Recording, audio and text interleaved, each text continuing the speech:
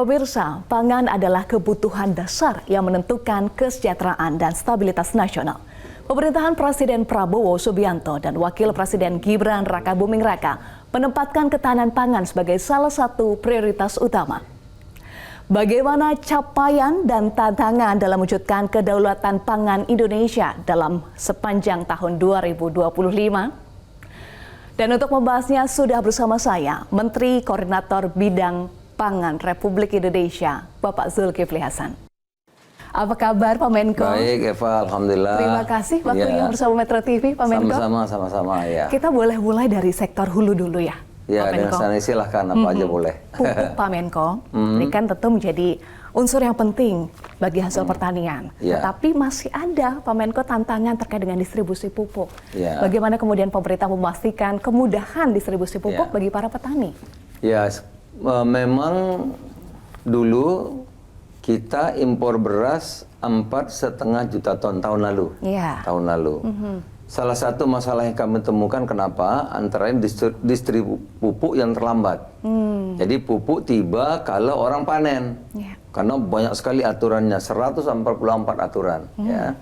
Satu itu. Ya. Kedua yang kami temukan di lapangan irigasi ya. Irigasi yang bermasalah. Nah, banyak yang bermasalah karena irigasi dibangun zamannya Pak Harto. Belum ada pembaruan ya. Nah, itu yang kedua. Yang ketiga, di lapangan itu harga gabah ya sebagaimana yang ditentukan pemerintah Rp6.000, tetapi banyak sekali tengkulak-tengkulak. Sehingga petani terima itu rata-rata 5.000, 5.500, ada yang 4.500. Nah, ini segera kita atasi, Eva ya. Pertama pupuk kita pangkas aturan 144 jadi tinggal 3. Wow. Nah, banyak sekali apa yang dipangkas sehingga pupuk hadir datang tepat sebelum tanam. Ya. Sebelum ditanam pupuk sudah ada sekarang ya. Nah, kalau ada keterlambatan seluruh agen-agen pupuk di kabupaten, kalau ada laporan 2 hari terlambat itu bisa diganti, langsung diganti petugas manajemen pupuk yang ada di kabupaten. Terlambat 2 hari karena semua udah mudah. Dari 144 aturan tinggal 3 aturan. Nah, kemudian volume kita tambah dari 5,5 juta menjadi 9,5 juta ton. Jadi volumenya ditambah. Apa yang terjadi, Eva? Ya, yang terjadi tahun ini produksi kita naik. Kata BPS loh, bukan kata saya. Dari 30 juta menjadi 34,77. Jadi naik 4,5 juta lebih naik produksinya. Ini kebijakan-kebijakan yang jangka pendek yang setahun sudah bisa menghasilkan. Orang dulu mengatakan mana mungkin kita swasembada. Sekarang udah terbukti 4,5 juta di gudang Bulog nggak impornya 0. Stok beras ada 4,5 juta. Ya, jadi mau ngomong apa lagi? Berarti fakta mengatakan itu. Iya. Berarti kalau targetnya 4 tahun ya Pak untuk swasembada beras dalam 1 tahun sudah tercapai? Kita tercapai. Tapi apa cukup? Belum. Kita ini penduduk nambah terus. Ada alih fungsi lahan sawah, ya kan? Belum tahun depan kita akan memberikan makan 82,9 juta anak-anak Indonesia, ibu hamil, balita. Perlu ikan banyak, perlu telur banyak, perlu sayur banyak, perlu buah banyak, perlu nasi banyak. Jadi kita untuk jangka panjang, kita akan mengembangkan ladang-ladang yang baru. Sawah-sawah yang baru seperti di Merauke. Juga termasuk mengembangkan bibit-bibit varietas unggul. Karena varietas kita ini masih yang dulu. Ya, kalau di Thailand, Vietnam itu sawah bisa 10 ton, 12 ton, kita masih 5-6 ton. Nah, ini kenapa varietas bibit kita? Jadi masih banyak PR-nya, ya. Kita bisa jadi lumbung pangan dunia, tapi perlu waktu memang.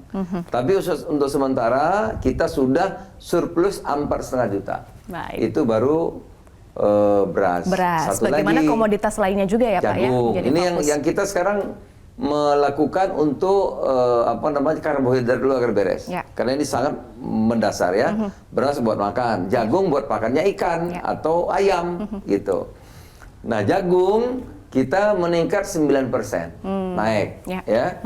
Naik 9%, harganya kita naikkan juga. Jadi dari harga petani dapat meningkat dari 5.000 ke 5.500. Bahkan sekarang kalau keringnya 14 itu 6.500 jagung. Jadi petani aman. Dan tengkulak sudah habis ini.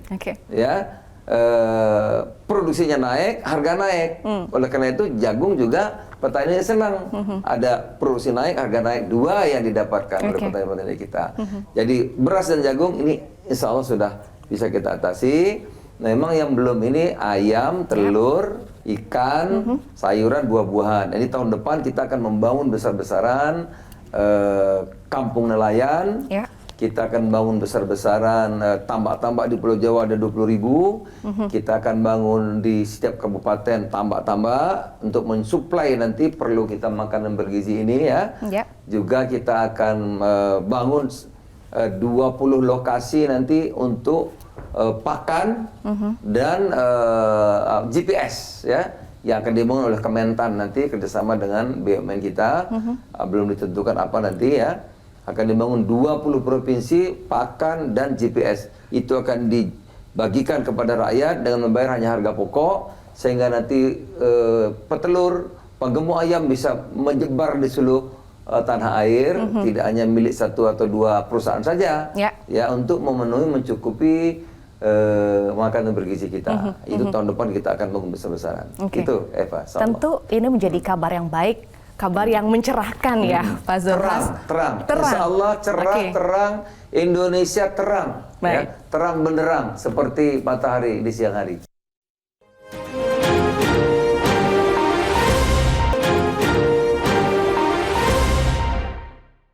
Tentu masih ada sejumlah tantangan ya Pak dalam upaya untuk mewujudkan ketahanan pangan yang berkelanjutan, Pak Zulhas.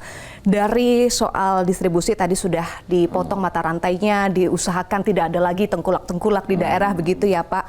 Tapi soal tantangan misalnya keterbatasan lahan tadi juga sempat disinggung Pak, bagaimana ada masalah-masalah. Alih fungsi terus ada. Ya oleh karena itu kita harus buka lahan yang baru.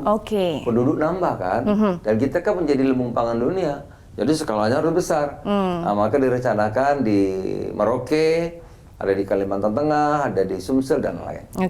Tapi itu perlu waktu. Membangun sesuatu yang baru nggak mudah, ya, nggak mudah, tantangannya banyak. Ya. Nah, tantangan apa saja Pak yang paling besar yang sudah dipetakan? Oh ya tentu, misalnya kalau di Merauke itu harus ada perubahan fungsi lahan, harus ada kajian lingkungan strategis. Kita kan mau pangan yang berkelanjutan kan, jangan sampai merusak lingkungan. Ya, karena kalau lingkungan rusak airnya nanti nggak ada, ya kan, mudah terbakar. Itu mesti ada kajian, ya, mesti ada tata ruang yang baru, mesti ada pengelolaannya, ya, mekanisasi, kemudian harus ada varietas yang baru yang cocok untuk daerah itu. Banyak sekali tantangannya. Pak Zulhas, Pak Menko, tadi Bapak juga sempat menyinggung soal makan bergizi gratis diberikan untuk anak-anak dan kelompok rentan. Sejauh ini bagaimana capaian dan juga dampaknya? Ya, memang belum, karena ini begini Eva ya, makan bergizi ini kan targetnya 82,9 juta. Kita hajatan 2.000 orang aja kan nggak gampang kan. Ini 82,9 juta. Jadi ini kebijakan yang mendasar, yang sangat penting, berdampak luas, memang nggak mudah. Ya, oleh karena itu sampai akhir tahun mungkin kita belum sempurna, tapi terus kita evaluasi, kita lakukan perbaikan. Saya 1 bulan yang lalu dapat ditunjuk oleh Bapak Presiden sebagai ketua tim koordinasi agar ini bisa berjalan dengan baik. Nanti ada penyelenggara bagiannya, ada pengawasan mengenai mutu, ya, kesehatan itu nanti Menteri Kesehatan dan Menteri Dalam Negeri, ya, tata kelolanya juga lagi kita benahi ini. Sehingga tahun depan di akhir Maret kita berharap sudah 82,9 juta penerima manfaat, ya kan? Apakah nggak ada masalah? Tentu kita perbaiki 82,9 juta, ya kan? Banyak sekali. Satu hari kalau telur satu, kita perlu 82,9 juta butir telur. Kalau ayam kita perlu 82,9 juta butir potong ayam. Kalau ikan kita perlu 82,9 juta potong ikan. Kalau sayur kita perlu 82,9 juta mangkok sayur. Buah kita perlu 82,9 mangkok buah. Ini tidak mudah. Makanya gitu ya. inline juga dengan tadi rencana Bapak di tahun depan ya untuk Harus kita menguatkan swasembada ayam, itu. telur, ikan, buah Karena dan kalau tidak sebagainya. nanti kita dari mana? Masa impor lagi? Gitu. Ya. Ini tentu akan membangun ekonomi kerakyatan. Ya. Nah, nanti didukung oleh koperasi. Koperasi kerjasama. Nah, kalau ini sudah semua, maka nanti setiap desa itu kita ingin membangun sentra-sentra ekonomi yang diberikan nama Kopdes, Koperasi Desa. Desa kerjasama sama SPPG dapur untuk mensuplai, gitu. Jadi nanti koperasi ini sebagai optaker, dia membeli hasil pertanian, gabah kalau telat dibeli oleh Kopdes, jagung dibeli oleh Kopdes, telur kalau nggak anu dibeli oleh Kopdes. Jadi rakyat yang produksi tidak tidak menderita. Jangan sampai seperti saya masa kecil dulu, ya kan, menanam kedelai atau nanam singkong, harga bagus. Begitu panen harga anjlok, nggak ada yang beli. Akhirnya panen raya, tahu panen raya? Panen raya siapa yang mau ambil? Siapa yang mau ambil? Jadi kita rugi kan, petani-petaninya rugi. Ini kita tidak mau. Kita ingin melindungi petani kita. Kalau petani kita makmur, sepertiga masalah kemiskinan teratasi. Makanya juga relate, kemudian berkaitan dengan koperasi Merah Putih ya Pak. Gudang-gudang juga koperasi sudah itu dibangun. nanti setiap desa ada gudangnya 20 kali 30, 600 meter. Jadi dia nanti bisa berfungsi sebagai optaker. Juga ada sembakonya di situ. Gitu. Oke, stok aman, harga juga harus aman Pak. Bagaimana memastikan manajemennya? Nah, makanya sekarang itu semua ada kaitannya. Sekarang misalnya kita kalau harga naik kan harus operasi pasar. Operasi pasar selama ini pemerintah tidak punya infrastruktur. Operasi pasar ditaruh di pasar. Kadang-kadang dioplos. Kadang-kadang ya namanya juga orang usaha di pasar kan. Gitu ya kan. Cari cuan ya, cari cuan. Nah, nanti dengan adanya Kopdes itu, kalau kita operasi pasar, kan kalau tiap desa sudah ada Kopdes, tinggal dikirim ke desa, selesai. Ya, nggak ada lagi. Tidak ada lagi penyimpangan insya Allah. Karena pemerintah punya sarana, punya infrastruktur untuk melakukan operasi pasar. Kalau sekarang operasi pasar masuk ke pasar. Ya, bisa juga tadi itu. Apakah minyak goreng, apakah beras, biasanya begitu. Untuk pengawasannya, memastikan semuanya berjalan dengan baik. Karena ada satgas, kalau Kopdes itu ada satgasnya. Ada satgas, kalau kabupaten dipimpin oleh bupati, kota dipimpin oleh kota, provinsi dipimpin gubernur, kalau pusat saya sebagai ketua satgasnya. Baik, terkait ekspor dan impor, bagaimana Pak catatannya dan juga arah kebijakan ke depan? Memang impor kita selama ini besar sekali. Seperti saya gambarkan tadi, beras saya tahun lalu 4,5 juta. Jagung 3 juta, garam mungkin hampir 2 juta juga ya. Nah, ini satu persatu kita akan coba atasi. Ya, 2 tahun lagi, tahun depan kita jagung tidak akan impor lagi. Tahun depan ini nggak akan impor lagi, cukup udah. Tahun ini pun kalau untuk jagung konsumsi pakan udah nggak impor lagi. Kecuali tertentu industri, karena kita tidak punya ya. Nah, tapi kalau untuk konsumsi kita sudah nggak impor jagung lagi. Nah, 2 tahun mendatang kita akan kerja keras ini, Menteri KKP, ya Menteri Kelautan Perikanan untuk membangun besar-besaran garam sudah dikembangkan di NTT ini. Ya, kita perkirakan 2 tahun akhir 2027 kita sudah nggak impor garam lagi. Gitu. Memang ada yang nggak bisa kita bangun, misalnya gandum, kita nggak bisa tanam, itu boleh buat harus impor ya.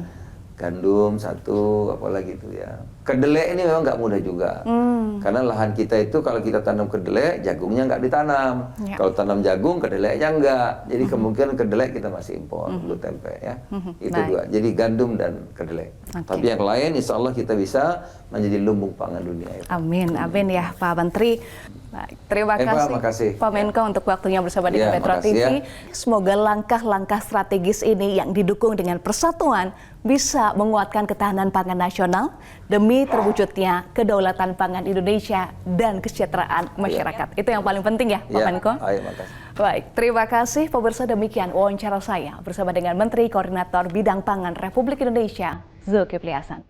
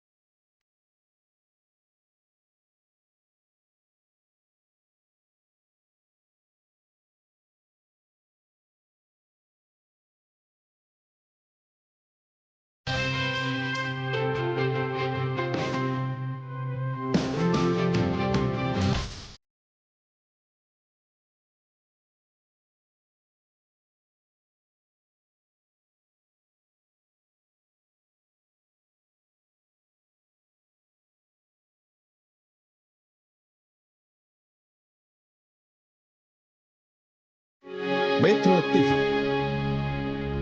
Jelajahi cara baru mendapatkan informasi. Download Metro TV Extend sekarang.